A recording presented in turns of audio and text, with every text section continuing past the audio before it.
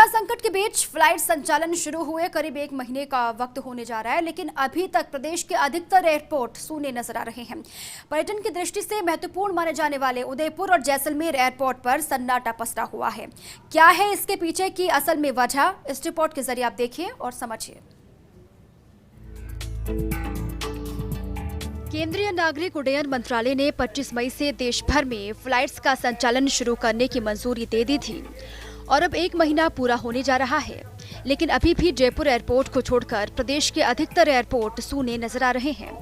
दरअसल एयरपोर्ट पर फ्लाइट संचालन के लिए कई तरह की तैयारियां करना जरूरी है। सबसे महत्वपूर्ण है फ्लाइट्स के संचालन समय को इस तरह से नियंत्रित करना जिससे एक ही समय पर ज्यादा फ्लाइट ना हो और यात्रियों की भीड़ जमा ना हो। एयरपोर्ट बिल्डिंग में प्रॉपर सैनिटाइजेशन के साथ ही सोशल डिस्टेंसिंग को मेंटेन करना बहुत जरूरी है। लॉकडाउन के बाद फ्लाइट्स का संचालन अभी सही तरीके से केवल जयपुर और किशनगढ़ एयरपोर्ट पर ही हो पा रहा है। जयपुर एयरपोर्ट से रोजाना औसतन 15 से 16 फ्लाइट संचालित हो रही हैं।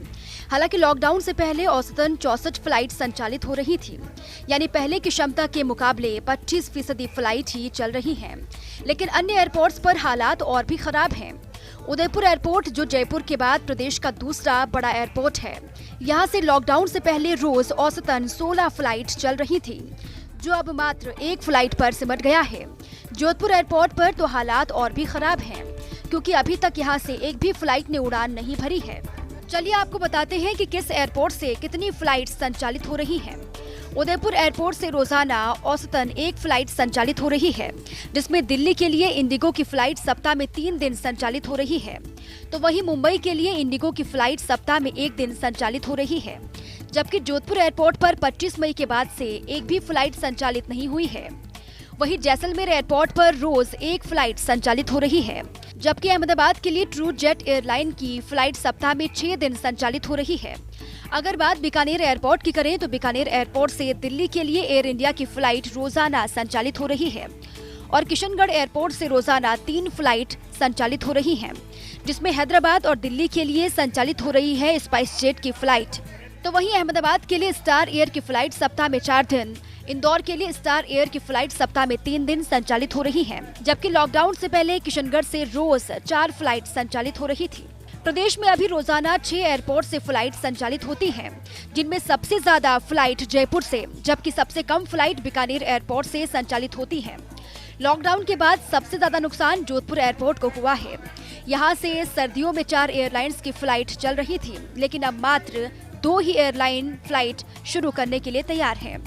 स्पाइस जेट और विस्तारा एयरलाइन अक्टूबर से पहले फ्लाइट संचालित करने के लिए तैयार नहीं है।